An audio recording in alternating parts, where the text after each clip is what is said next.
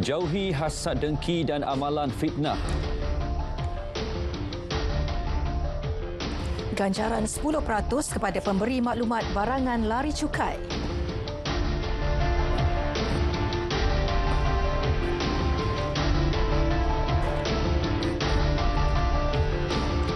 Assalamualaikum dan salam Malaysia Madani. Sempena sambutan Ma'al Hijrah 1445 Hijri yang di-Pertuan Agong Sultan Abdullah Riayantuddin Al-Mustafa Billah Shah mengajar umat Islam agar menjauhi perasaan hasad dengki dan amalan fitnah memfitnah. Tita Seri Paduka, rakyat juga tidak boleh berfikiran sempit dan negatif kerana ia tidak akan mendatangkan faedah kepada bangsa dan negara. Beta ingin mengajak seluruh rakyat untuk bersatu hati dalam membentuk sebuah masyarakat yang lembut dalam membicara, halus dalam berpesan, harmoni dalam ikatan persaudaraan, jujur dalam pekerjaan, amanah dalam menggalas tugas dan gagah perkasa dalam mencipta kejayaan. Dan di sini kita menasihatkan jauhilah perasaan hasad dengki, fitnah memfitnah, dan jauhlah berfikiran judgemental, sempit dan negatif.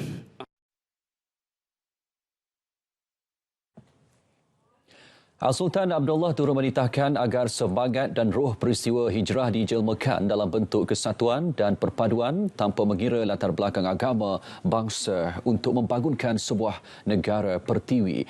Tegas baginda, sejarah penyatuan dan kesepaduan kaum Muhajirin dan Ansar wajar dijadikan pedoman dalam mengurus kepelbagaian dan kerencaman negara.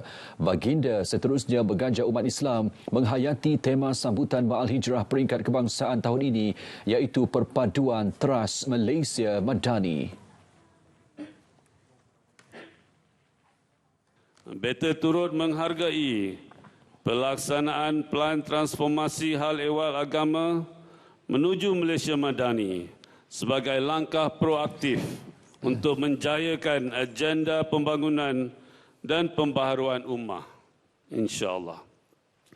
Selain itu, semangat dan roh hijrah dalam memupuk sifat amanah dan berintegriti hendaklah sentiasa tumbuh segar di dalam jiwa setiap rakyat Malaysia. Bekas Ketua Pengarah Institut Kefahaman Islam IKIM, Datuk Dr. Abdul Munir Yaakob diumum tokoh Ma'al Hijrah peringkat kebangsaan. Berusia 77 tahun, pemilihan beliau berdasarkan sumbangan besar dalam pembangunan syiar Islam negara. Antaranya ketika menjadi pengerusi jawatan kuasa keutuhan Jabatan Perdana Menteri, beliau telah mencadangkan pemakaian tudung bagi pegawai polis wanita pada 2002. Selain itu, beliau juga merupakan individu yang bertanggungjawab menyembah maklum kepada Yang di-Pertuan Agong ketika itu, Tuanku Said Sirajuddin Said Putra Jamalulail berhubung kesukaran banduan Islam untuk menunaikan solat kerana hanya dibenarkan berpakaian t-shirt putih dan seluar pendek. Setiap orang mendapat anugerah, mesti dia bangga dan gembira. Betul tak? Surely kita rasa gembira, dan saya sebagai as a Muslim, as a scholar, kita bersyukurlah. Berarti pertama syukur pada Allah. Kedua, kita masakan bahawa apa yang kita buat tu orang appreciate. Mufti Besar India Sheikh Abu Bakar Ahmad Al-Malibari dinobatkan tokoh Ma'al Hijrah Antarabangsa 2023.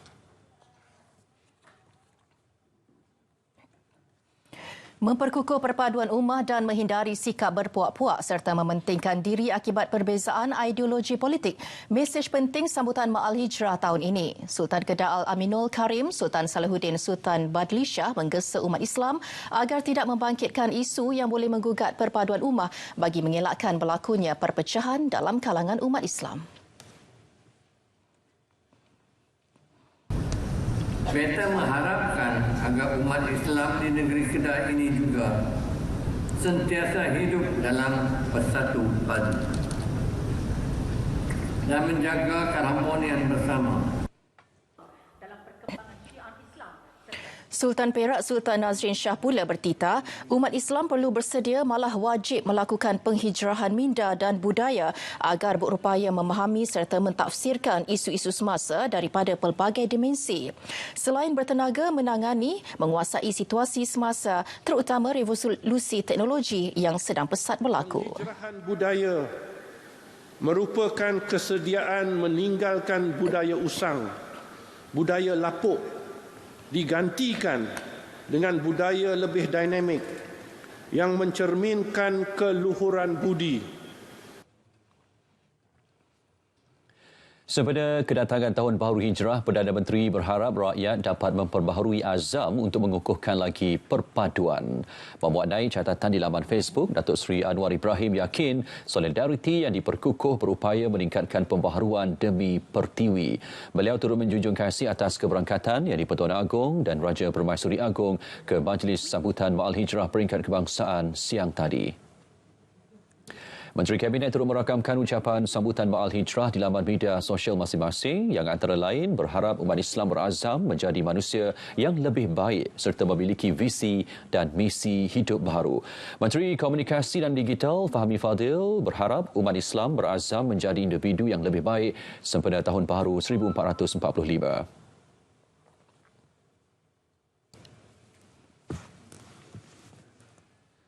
Menteri di Jabatan Perdana Menteri, Undang-Undang dan Reformasi Institusi Datuk Seri Azalina Osman Said pula berharap umat Islam memiliki visi baharu, misi baharu, hidup baharu dan penghijrahan baharu yang akan lebih baik daripada penghijrahan sebelumnya. Yakin peluang untuk berubah sentiasa terbuka. Pegangan dan keyakinan itu dibawa bersama dalam penghijrahan menjadi seorang mu'alaf. Wartawan Adliyah Habibullah menyelami semangat mu'alaf dalam penghijrahan mereka bersempena awal Muharram.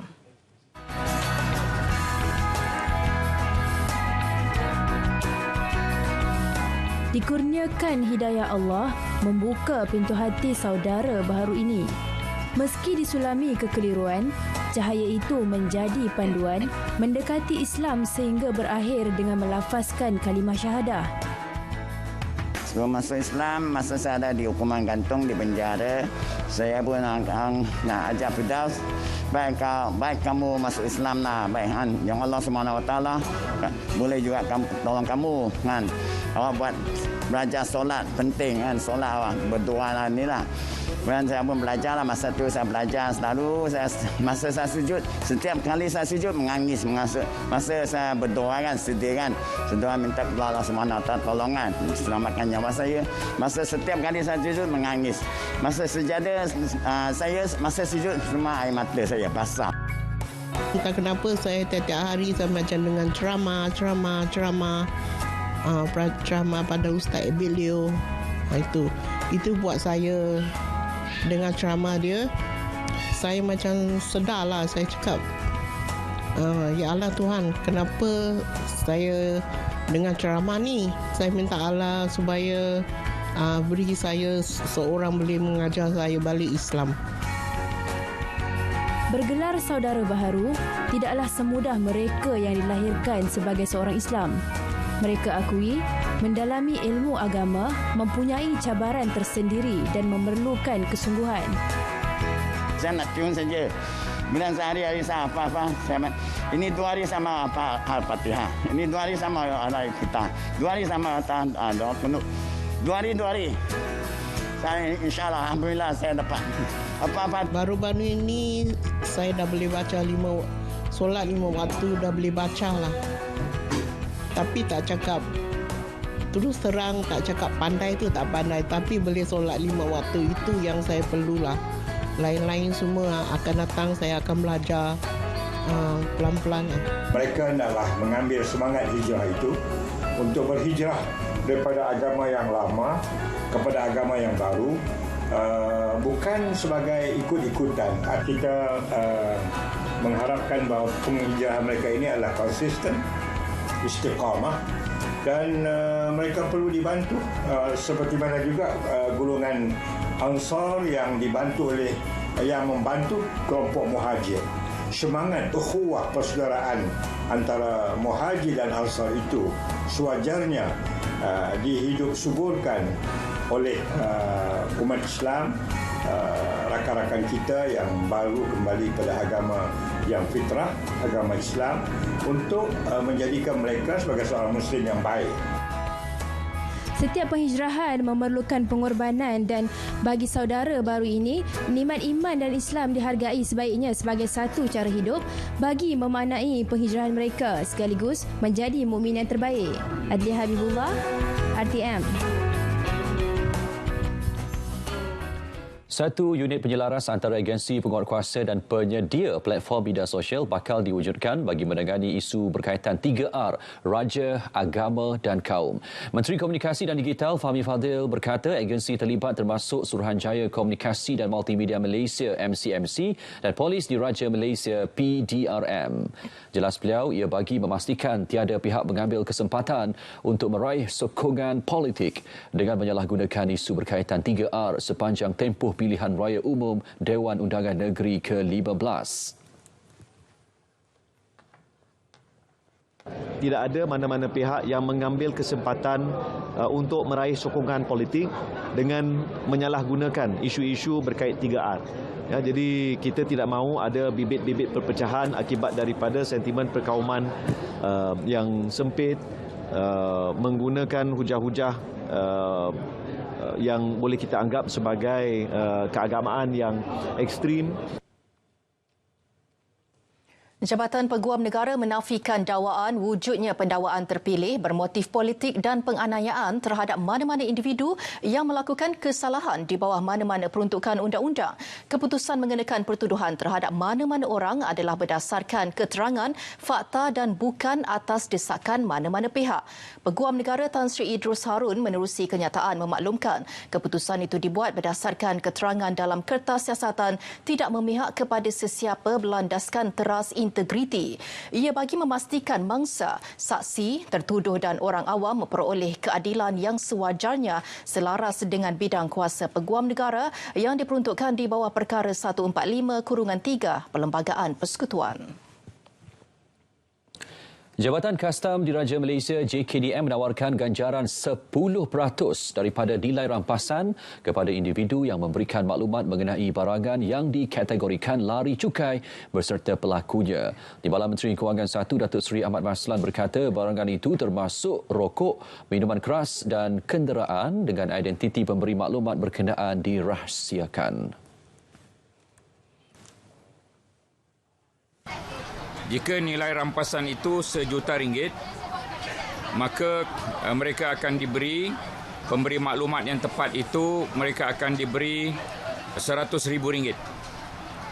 Dan maka saya dengan ini mengumumkan perkara yang tak pernah diumumkan ini, supaya lebih ramai rakyat di luar sana menghubungi Kastam jika melihat perkara yang disyaki. Tambahnya, maklum balas orang awam dalam menyalurkan maklumat dapat membantu usaha membanteras kegiatan penyeludupan di negara ini. Vaksin di bawah program imunisasi kebangsaan diberikan kepada semua kanak-kanak yang berumur di bawah 2 tahun. Bayi akan menerima suntikan BCG dan hepatitis B sejurus selepas kelahiran. Vaksin 6 serangkai diberikan pada umur 2, 3 dan 5 bulan. Vaksin pneumokokal pada umur 4 dan ke-6 bulan.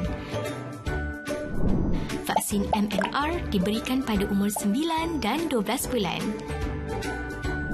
Vaksin pneumokokal dos penggalak diberikan pada umur 15 bulan. Vaksin 6 serangkai dos penggalak diberikan pada umur 18 bulan. Jalani tanggungjawab anda sebagai ibu bapa bersama lindungi vaksin berkesan.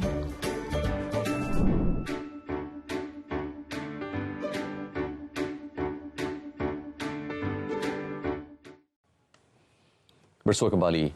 Esok Perdana Menteri Datuk Seri Anwar Ibrahim akan memulakan lawatan rasminya ke Hanoi, Vietnam. Ya, kunjungan Perdana Menteri kali ini bukan sahaja memperkukuhkan hubungan dua hala, malah turut memfokuskan beberapa bentuk kerjasama yang sedang dan bakal dilaksana selain mempromosikan hubungan perdagangan dan pelaburan kedua-dua negara. Baik, kita ikuti laporan yang disediakan Atikah Makhtar.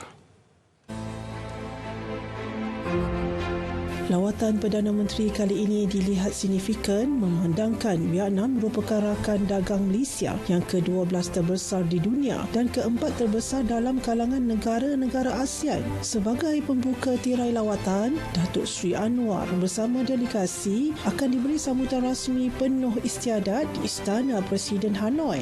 Beliau akan mengadakan beberapa siri pertemuan termasuk dengan rakan sejawatnya, Fak Min Chin. Menteri Luar Datuk Seri Dr. Zamri Abdul Kadir dalam sidang medianya menyatakan ini merupakan lawatan pertama Perdana Menteri ke Vietnam. Lawatan yang amat berhormat ini adalah juga sebagai pengiktirafan terhadap kerjasama dan hubungan erat antara Malaysia dan Vietnam sejak 5 dekad yang lalu. Ketika lawatan yang amat berhormat nanti adalah dijangkakan beberapa pertemuan-pertemuan penting akan diadakan. Yang amat berhormat akan menyaksikan pemeteraian kerjasama di antara National Chambers of Commerce and Industry of Malaysia atau NCCIM dan Vietnam Chambers of Commerce and Industry. Vietnam adalah negara yang penting bagi Malaysia. Tentunya ia mempunyai signifikan hubungan dagang dan juga hubungan budaya. Dalam rangka lawatan 2 hari itu juga, Perdana Menteri turut mengadakan kunjungan hormat ke atas Presiden Vietnam dan pengerusi Dewan Rakyat Vietnam selain menyertai persidangan delegasi perniagaan bersama antara Malaysia dan Vietnam, Komuniti Perniagaan. Dalam pada itu, satu memorandum persefahaman MOU juga akan dimeterai antara Dewan Perniagaan dan Perindustrian Kebangsaan Malaysia, NCCIM dan Vietnam Federation of Commerce and Industry, VCCI. Malaysia dan Vietnam akan meraihkan ulang tahun ke-50 hubungan diplomatik dua hala pada tahun ini, manakala Malaysia berada di kedudukan ke-10 pelabur terbesar di Vietnam dan ketiga terbesar di kalangan negara ASEAN. Bagi pelaburan langsung asing FDI pula, pelaburan Malaysia ke Vietnam secara kumulatifnya melebihi 600 projek dengan nilai 12.98 bilion USD melibatkan sektor hartanah, perbankan, perbuatan dan minyak serta gas. Dari Hanoi, Atika Makhtar untuk RTM. Baik, seperti biasa, setiap Rabu kita ikuti harga runcit petrol dan diesel mingguan berkuat kuasa tengah malam ini hingga 26 Julai.